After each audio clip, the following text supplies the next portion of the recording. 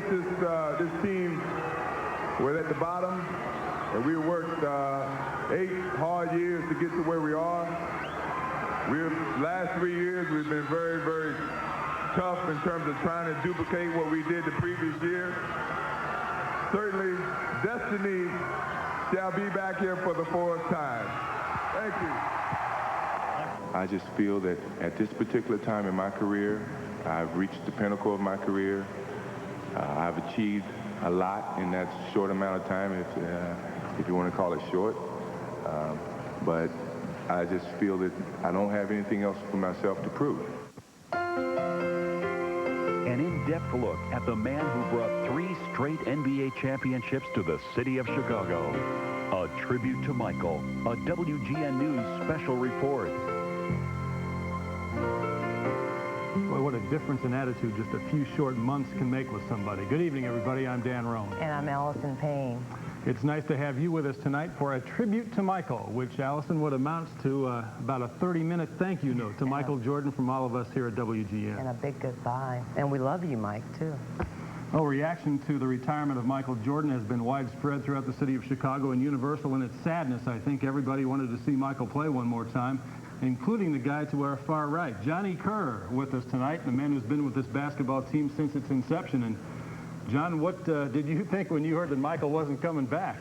Well, I think I was like everybody else. I went fishing yesterday, Dan. I came back. There was a message from Tim Hallam. There was a press conference, major press conference tomorrow, and I thought, well, the Bulls made a nice trade. Things are going to happen, but that wasn't what it was about. Well, it really wasn't shocking news today, and shocking people throughout the city of Chicago and the world, where Michael's stature has grown far and wide as a basketball player here in Chicago.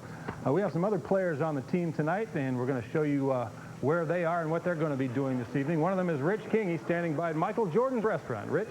That's right, Dan. A lot of people are watching Michael Jordan highlights on the big TV screens here at Jordan's restaurant. We'll have some player reactions on Michael Jordan's retirement from the Bulls and from around the league. First of all, though, more on this story. We go to Comiskey Park. Randy Salerno is standing by. Rich, baseball takes a bit of a back seat here tonight as baseball fans, Sox fans, Bulls fans, sports fans in general react to Michael's retirement. We'll let you hear what they have to say a little bit later on. Allison? All right, thank you, Randy. A double blow for Sox fans tonight. Boy, no question about that. As if they didn't have enough troubles already. Okay. Now, no Michael Jordan to talk about either. You know, Michael played in college at North Carolina for Dean Smith, where he was your basic All-American. But Dean tends to keep his players under wraps a bit. So when Michael was drafted by the Bulls, nobody in Chicago really knew what to expect. But they found out very quickly. From North Carolina at 6 feet 6 inches, number 23, Michael Jordan. Hello, NBA. Jordan on the drive. Michael again.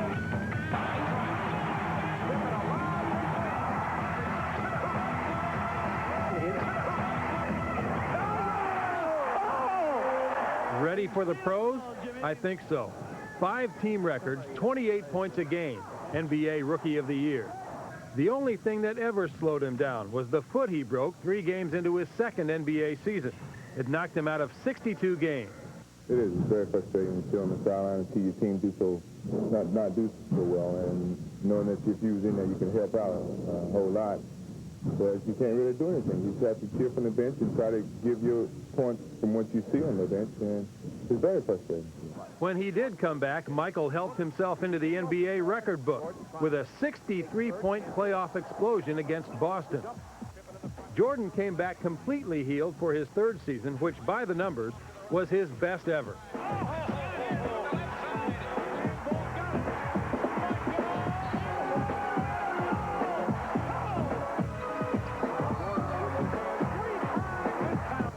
It was in the 86-87 season that Michael began his scoring title streak, the first player since Chamberlain in '62 to reach 3,000 points in a season. He was all everything that year. The rest of the 80s brought scoring titles on an annual basis, but also brought steady improvement from the team perspective.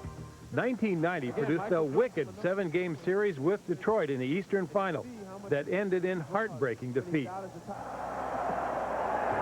Isaiah Thomas. Those bloody battles with the Pistons would only strengthen Michael's resolve. He would win an NBA championship. And in '91, he jerked his teammates with him to the top of the basketball world. The signature play from the NBA Finals against L.A. has been seen on TV more times than Neil Armstrong's moonwalk.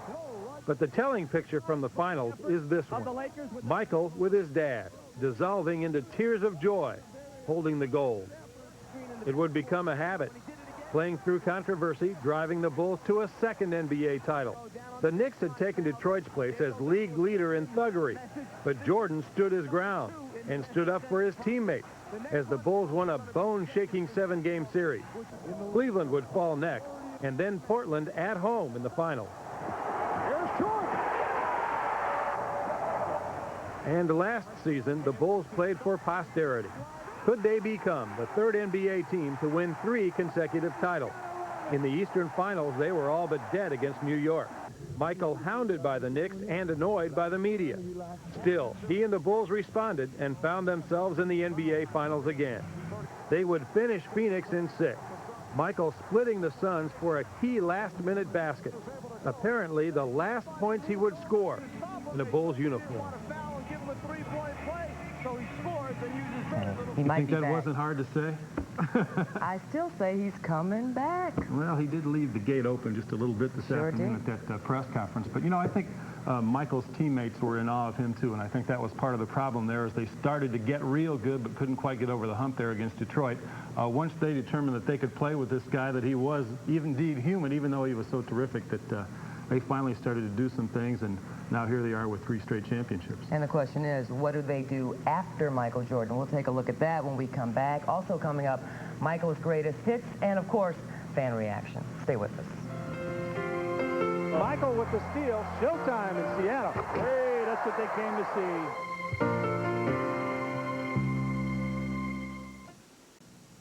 It was very important that I get away from it because it was going to be a short summer.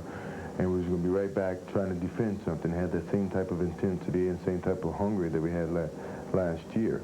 So it was very important for me to get away from the game a little bit and let my appetite get wet a little bit. Of course, that one a couple of years old. Michael said today the hunger is gone, and that's why he retired as a member of the Chicago Bulls. Welcome back to the show. Dan Roan and Allison Payne and Johnny Kerr joining us in the studio. John, you have had the privilege of seeing every point that Michael Jordan has scored in his career with Chicago. That's unbelievable. Everybody envies you. Well, I'll tell you, Allison, Dan, it was a great run to see that tongue wagging and watch him. You know, there wasn't a game that I watched Michael Jordan or we announced a game of what Michael was doing in 20,000 people watching that I wasn't, as a fan, brought out of my seat. And he did this to everybody that paid an admission to come in and see him. He gave everybody their money's worth. Well, he really did, and that was the thing with him. It was always something different. The guy could always produce something that people hadn't seen before, and that's why they kept buying those tickets, not only in Chicago either, but across the country. What do you think folks are going to miss most? I know I'll miss replays.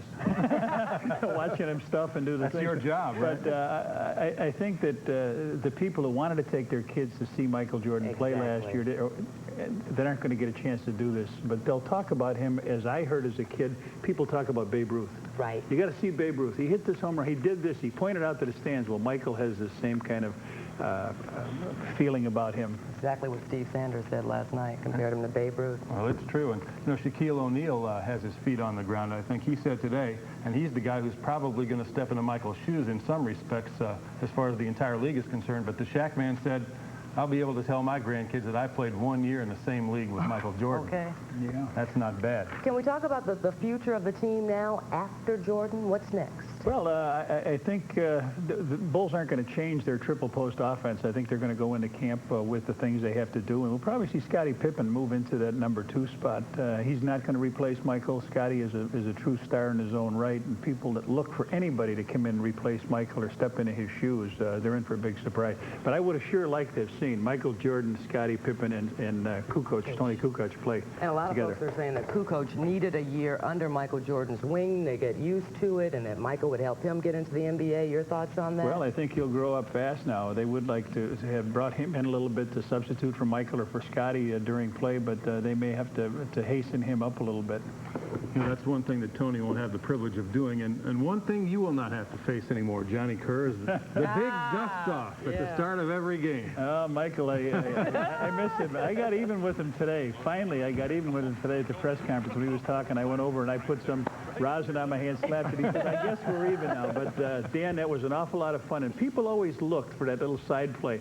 Like Michael was Dennis the Menace coming over and harassed the redhead before he went out to do big battle with the Giants. Well, that was part of what made him so captivating. He's a playful guy. He loves to have fun, and that was one way of doing it. And that's why he's not with us anymore, because he stopped having fun. Yep. I got to tell you, I never got a chance to see a Bulls game in person, only on television. I'm going to get a chance to see one now, though, right? I mean, ticket sales, they're going to be tickets Why don't you come down now. and do a game with Wayne Larrabee? Hey, there you go. The offer is on the table. Got to work, though, right? You got to work. Why don't we check in with Rich King now? He's down at Michael Jordan's restaurant with some fan reaction for us. Rich?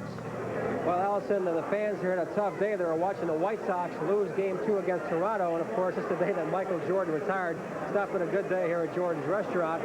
But of course, the big losers in this whole thing are the fans, not having a chance again to see the great Michael Jordan on the court. Also, the players from around the league, and of course, also on the Bulls. Like the fans, those who played aside Michael Jordan watched in awe at times. The man who was heir apparent to Jordan as team leader knows Jordan's shoes are really impossible to fill. He's accomplished a lot of individual goals on that way, and he felt like that, you know, it's time for him to walk away. He's walking away as still being the greatest player in the game, and if he decides to come back 5 years later, he's still going to be called the greatest player. And guys who played against Jordan reacted pretty much the same way. Even those who at times were at odds with the Bulls superstar today paid their respects. You know, he's a guy that's definitely going to be missed. He's a guy that you enjoy competing against, that you enjoy playing against. The only happiness that, you know, you can find out of any of this is the happiness that Michael Jordan has found in himself and being able to come to this type of decision. But, you know, for everybody else, you know, it's not a happy day at all. Michael's the only other athlete who wanted to win as bad as I felt like I did. The only one. Like, everybody say they want to win badly, but there are very few guys who would do whatever it takes, whether that's get 25 rebounds, whatever means score 40 points, or that means play defense, or just will your team and make sure they win. Well, today at the news conference, Dan and Allison, Davis Stern, the commissioner, said Michael Jordan wore the crown of the NBA. He was the man they looked to for leadership. And now that man just saw Charles Barkley, likely the man who will lead the NBA, Shaquille O'Neal down the road. And one thing you know, Allison, about Michael Jordan, as Charles Barkley mentioned, he is a very competitive guy. And that, I think, will stick out in my mind about him. He would be playing a game of tic-tac-toe and still want to win very badly. So that sums up his career, his great competitive nature. So that sums it up here from Jordan's Restaurant. Back to you, Allison, in the studio. All right, thanks, Rich. And you got a chance to see that up close. I mean, you've met the man many times, highly competitive. Golf course, bowling alley, basketball court, you name it, he wants to win it. Dancing. Doing Little James Brown and everybody. That's what Michael always said. Well, we have more to come yet on a tribute to Michael here on WGN. We'll check into Comiskey Park with Randy Salerno when we come back and see what Sox fans think about all this. That coming up in just a moment. Here's Jordan in deep on Elo.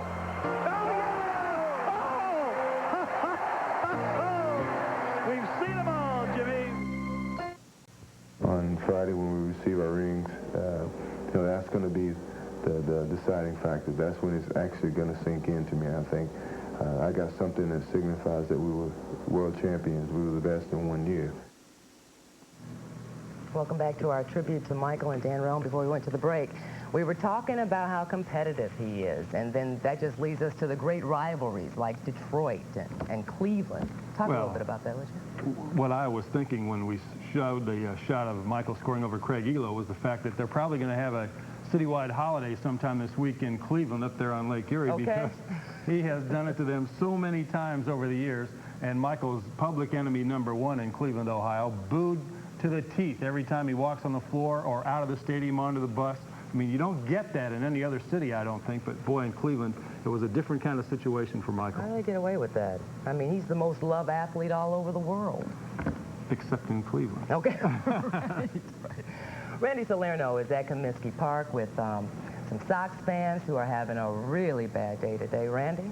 Well, yeah, it hasn't been a great day here, Allison. But, you know, even though the American League playoffs are taking place right here today, and Chicago hasn't hosted them basically since Michael Jordan arrived in town, even the playoffs couldn't overshadow today's announcement. But I'll tell you what, we talked to Sox fans, we talked to Cubs fans, we talked to sports fans, we talked to Bulls fans, and all of them are unanimous in their support for Michael's decision. You've given us a lot of great memories, and you deserve whatever you have coming to you. It's been a great ride. Jordan off the steal. And the Chicago Bulls have won their first ever NBA championship. I'd tell Michael go out and enjoy his life. You know, he brought 3 championships to Chicago. Hey, what more can you do? Here's Jordan.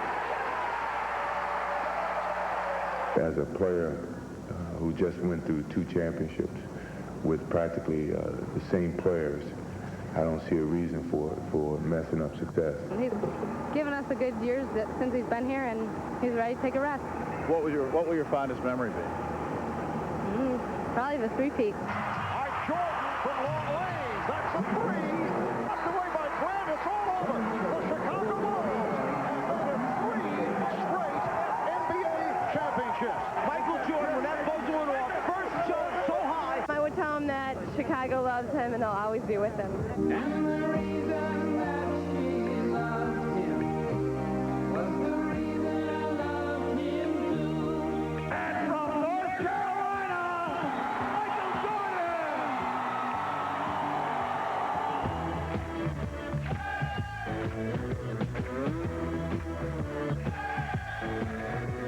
Thank you, Michael, for being #1 in Chicago as long as you did. Okay, great. You know, I think we can all second that tonight. And, you know, it seems like it's sort of starting to sink in with fans here. Last night, as we casually talked to some, no one could really believe it. A lot of people, many of us in the media included, said, how about just one more year, perhaps some selfish thoughts. But really, it started to sink in, and if this is what Michael wants, it seems this is what the fans want for him.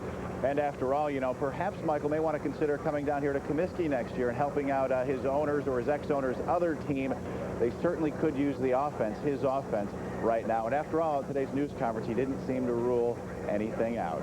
Reporting live from Comiskey Park, Allison, Dan, back to you. Randy, I know that's what you're banking on, because Randy was upset last night saying, gosh, I was so looking forward to getting a chance to see him play. Well, if he does come back, John, he's got to come back quickly, right? Well, I would think that if he comes back, I'd like to see him come back within the year. And maybe they could, maybe Coach Jackson can do like he did with John Paxson this year and with Bill Cartwright, nurse him along and use him in the playoffs. Maybe Michael will be back for the playoffs again. That's right. There's precedent for that. We'll see what happens. Well, much more to come on a tribute to Michael, including his greatest hits. You won't want to miss them, so stay where you are. 7 years of hard and dedicated work came down to a head, actually, to where we actually accomplished the ultimate goal that a lot of people never thought we could because of my individual accolades.